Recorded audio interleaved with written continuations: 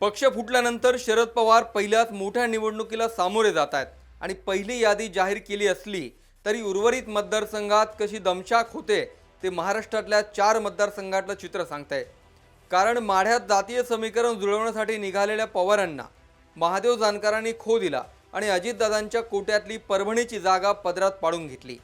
तिकडे बीडमध्ये पंकजा मुंडेंच्या विरोधात मराठा उमेदवार देण्यासाठी ज्योती मेटे या पवारांचे उमेदवार असतील असं बोललं गेलं आणि मेटेंनी फडणवीसांची भेट घेऊन या चर्चांना पूर्णविराम दिला।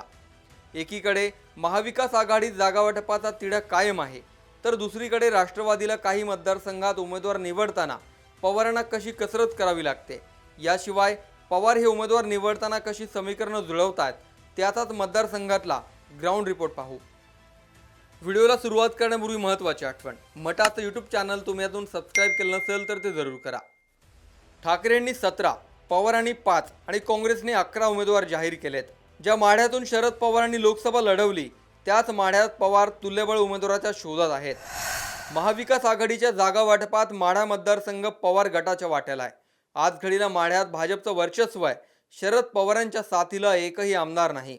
रणजितसिंह निंबाळकरांविरोधात शरद पवार गटाकडे तुल्यबळ उमेदवाराची वाणवा आहे। धैर्यशील मोहिते पाटलांच्या नावाची शरद पवार गटाकडून चाचपणी सुरू आहे।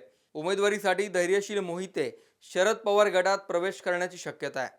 2019ला वरचढ ठरत भाजपने या मतदारसंघात पहिल्यांदा खातं उघडलं आणि मोठे नेतेही गळाला लावले।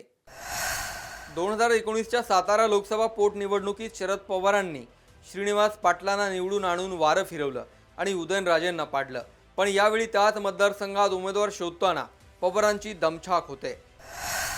2019ला शरद पवारांनी जुने मित्र आणि सहकारी श्रीनिवास पाटलांना उमेदवारी दिली। उदयनराजेंविरोधात भरघोस मतं घेऊन श्रीनिवास पाटील विजयी झाले। या निवडणुकीत श्रीनिवास पाटलांकडून माघार घेत असल्याची घोषणा झाली। शरद पवारांनी सातारचा दौरा केला पण उमेदवार जाहीर करणं टाळलं। श्रीनिवास पाटलांच्या माघारीमुळे पवारांना नवा उमेदवार शोधावा लागेल। आमदार बाळासाहेब पाटील, आमदार शशिकांत शिंदे आणि जिल्हाध्यक्ष सुधीर माने शरद पवार गटाकडून इच्छुक आहेत। माढा आणि साताऱ्यात पवारांसमोर जे संकट आहे तीच परिस्थिती बीडमध्येही आहे। 2009 आणि 2014ला पवारांनी बीडमधून दिवंगत नेते गोपीनाथ मुंडेंना पाडण्याचा चंग बांधला होता, पण 2024 येईपर्यंत परिस्थिती बदलली आणि स्वतः राष्ट्रवादीच 2 गटात विभागली गेली। इथे यावेळी भाजपकडून प्रीतम मुंडेंऐवजी पंकजा मुंडेंना उमेदवारी मिळाली आहे। राष्ट्रवादीतील फुटीनंतर बीडमधील राष्ट्रवादीत पोकळी निर्माण झाली। जिल्ह्यात संदीप क्षीरसागर हे शरद पवार गटाचे एकमेव आमदार उरलेत। नुकतंच शरद पवारांनी अजित पवार गटातील बजरंग सोनवणेंना गळाला लावलं। पंकजा मुंडेंविरोधात बजरंग सोनवणेंना उतरवलं जाण्याची शक्यता आहे। बजरंग सोनवणेंची 2019च्या लोकसभेतील कामगिरी पाहता शरद पवारांसमोर चित्र बदलण्याचं आव्हान आहे। मराठा मतं मिळवण्यासाठी ज्योती मेटेंच्या नावाची ही चाचपणी सुरू आहे, पण ज्योती मेटेंनी फडणवीसांची भेट घेऊन सस्पेन्स वाढवलाय। पंकजा मुंडेंविरोधात पवार मराठा उमेदवार देण्याची दाट शक्यता आहे। पश्चिम महाराष्ट्र आणि मराठवाड्यानंतर उत्तर महाराष्ट्रातही उमेदवार देताना पवारांसमोर पेच वाढलाय।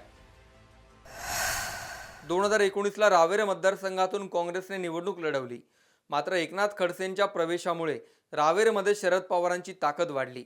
त्यामुळे रावेर मतदारसंघावर शरद पवार गटाचा दावा आहे। एकनाथ खडसेंचा लोकसभा लढण्यास नकार आहे।